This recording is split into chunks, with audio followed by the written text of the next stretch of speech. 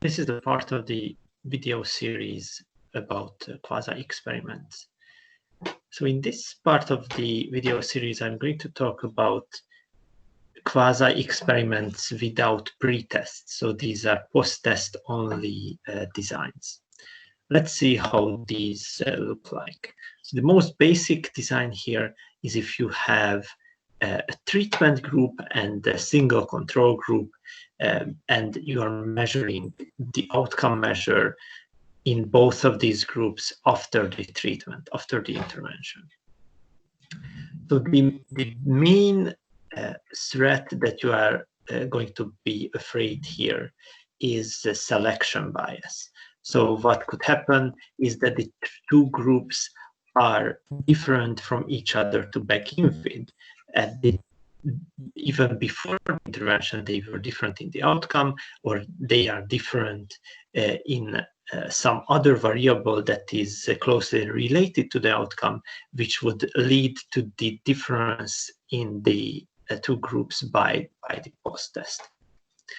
So elaborating a little bit more on the previous example that we used, let's say that you are interested in developing an intervention that would help people, or that would convince people to stay at home as much as possible during the coronavirus pandemic. So you think that you could use some pamphlets and billboards as an intervention, which would have some information on them, or some pictures that would make people reconsider going to the streets. And then you would measure the self-report behavior of people and attitudes about going outside or going to groups, having social contact. So in this case, your outcome measure would be a questionnaire after the intervention. And let's say that you are deploying this intervention in one district of the city, and you use another district as a control group for your study. This is a classical quasi-experiment in terms of that. In this case, you couldn't have random group allocation simply because you are using a whole district as your treatment group, and you have no way of controlling who would see the pamphlets, the billboards, who won't see them.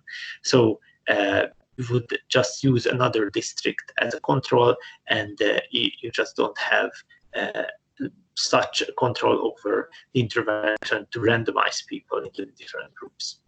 So in this case, you could be afraid that in the district that you have chosen as your intervention group would already have less social contact, or less people moving up and about on the streets than the control district.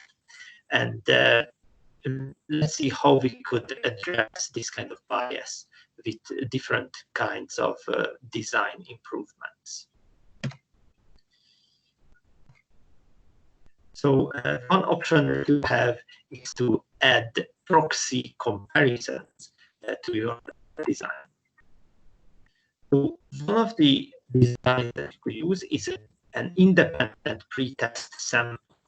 So what this basically means is that you would do a pretest before you have deployed your intervention in the district in other districts, so other control districts. What you would do is, let's say, you would deploy your intervention in District 1, and your chosen control district is District 2. what you would do is do a pre-test before the intervention is deployed in District 1. You would do a pre-test on people living in District 3 and 4. Why would you do that? What would be the benefit? So one of the other threats you might be considering is a testing effect. So let's say that this is a very elaborate questionnaire that you have designed, and you are afraid that simply going through this questionnaire, this attitude and behavior questionnaire, would itself change the attitude and behavior of people, because it would draw attention to different things that people wouldn't have considered before. So in this case, you wouldn't want to do a pre-test, because people would be influenced by the testing itself, and you only have one shot at measuring the outcome. And in this case, it could be to some extent beneficial if you would have an independent pre-test sample. This is not used almost at all in psychological research, and its benefits are pretty limited. What you could do is kind of diagnose some history effects with this. So if you would have information of a pre-intervention time from 2 other districts, and after the intervention, you would see some major decrease in both the control and the intervention groups, you could suppose that there has been some event that changed the behavior of people, or maybe some maturation effect that you need to investigate some more with qualitative studies. But as I said, this is not very commonly used, more in epidemiological studies. So continuing with this idea, what is more commonly used is a proxy pretest. So let's say that you are afraid that the testing itself would have an effect, but what you could do instead is measure a variable at pretest that is closely related to the main outcome of interest, and then use that as a pretest information, because you know that the other outcome that you are measuring at pretest is very highly correlated with the main outcome that you're interested in. So, for example, in the example that we are using now, you could, for example, use camera footages from the streets to see how many people are going about on the streets, how many people are in the stores, and so on, in the different districts. And by that, you could establish that the treatment district and the control district are comparable to each other. And in terms of social contact, and then you would employ your treatment, these pamphlets and billboards, and then deploy your main outcome measure, which is this questionnaire, and then you would be able to see what the effect is without having to suffer the testing effect that you're afraid of. So another thing that you need to consider is other ways to decrease the selection bias. So as I said, the main threat that you are afraid of here is the selection bias, that the groups would be different to begin with. Let's see how we could kind of mitigate that effect, that selection bias. So you could use matching or stratification, which are two closely related things that you can do. So matching basically means that you deliberately create pairs of participants in your study across the groups who match each other in important characteristics. So you would have people in the control group, people in the treatment group, and you would select people in these two groups who are most similar to each other, and instead of comparing the two groups as a whole to each other, you would pair people up and compare these pairs to each other. So this would decrease the variability that you would have to deal with, and let you to more closely focus on the effects of the intervention.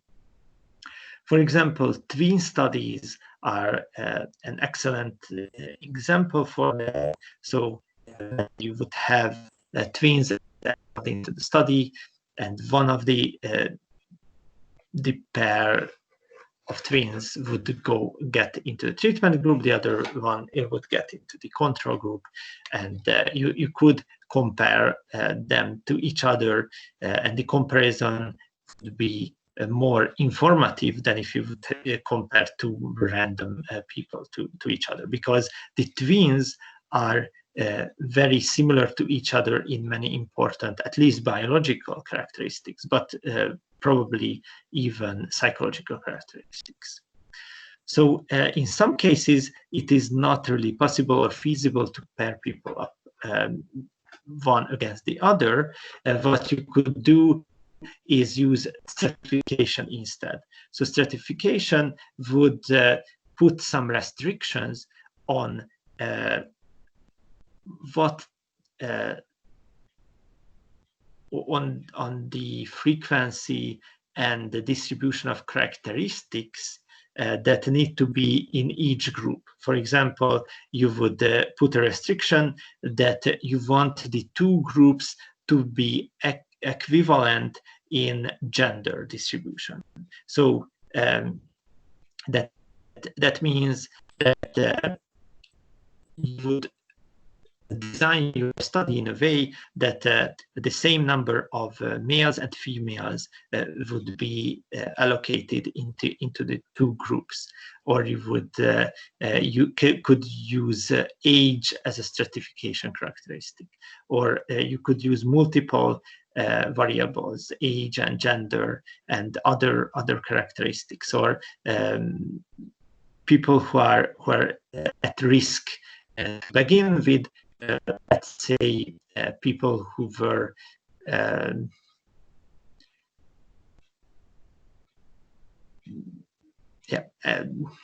using more social interactions, or who were more socially active before the intervention, who are more at risk for engaging in risky social behaviors. So you would stratify according to these variables, and this would ensure that your groups are comparable to each other, at least in these characteristics. And in the end, this could give you some more assurance that the two groups are not different from each other before the intervention. Let's see. Another thing that you could do is use multiple control groups. So the selection bias can be because of a specific characteristic of a control group. For example, if you have people, you have a quasi experiment where you would collect people who are interested in this study, and you would put people who have signed up for the study first into the treatment group, and people who were signing up later into the control group, because you want to be fair with people, and those who signed up first would you want to give them a higher chance of getting the treatment. In this case, you would run the risk that those people who have signed up later to the intervention are systematically different in some ways from those who signed up early. Those who signed up early might be more motivated, or might be early risers, or people who are more energetic or more self-confident, more risk-taking, things like that. And who signed up late might be different. So what we employ multiple control groups based on multiple criteria. So let's say you could use a control group from or create a control group from those people who dropped out of the study. So they dropped out of the intervention, they don't want the intervention anymore, but you would still somehow be able to keep them in the study in terms of collecting data from them. You could have a control group from those who have refused the treatment, who signed up for the treatment group. They were allocated to the treatment group, but they, after learning about the treatment, they said, okay, I don't want to get this treatment after all. They could be enrolled into the study as a different control group. And if you have these multiple controls, they could supplement each other and kind of take care of each other's weaknesses, and if there are the control groups themselves could be different from each other, these could cancel each other out when they are compared to the treatment group. The last one I wanted to talk about is in this case, you could also make complex predictions. So use this complex pattern matching to increase your causal inference, the validity of your causal inference. So how you could do that in this post-test only design case would be if you have multiple different outcome measures, and different outcome measures would be related to each other in some complex way. For example, you would test the effectiveness of couples therapy for alcohol cessation. So alcoholics who want to stop using alcohol, but you also think that the couple therapy is only effective for those who have at least a certain level of satisfaction with their current marriage, their current relationship. And for those who are not satisfied with their current relationship, couples therapy would do just the opposite, or wouldn't be as effective. So what you could do is test the effectiveness of two interventions. You could test the effectiveness of couples therapy, and you could test the effectiveness of cognitive behavioral therapy. And you would make the prediction that for those people who are in the couples therapy, they would do better than those who get cognitive behavioral therapy, but only if their satisfaction with their current relationship is high enough. And when it is low, then they would do worse than those getting the cognitive behavioral therapy. And so this interaction between the treatment type and the satisfaction with the relationship would be in your prediction. And if this prediction is confirmed in the end from your data, that would give you more confidence about your causal claims and would give extra validity to your findings. But this, of course, only works if this predicted interaction is grounded firmly in theory, in the theory of the effect and the mechanisms that you are investigating. So this concludes the video series on quasi experiments.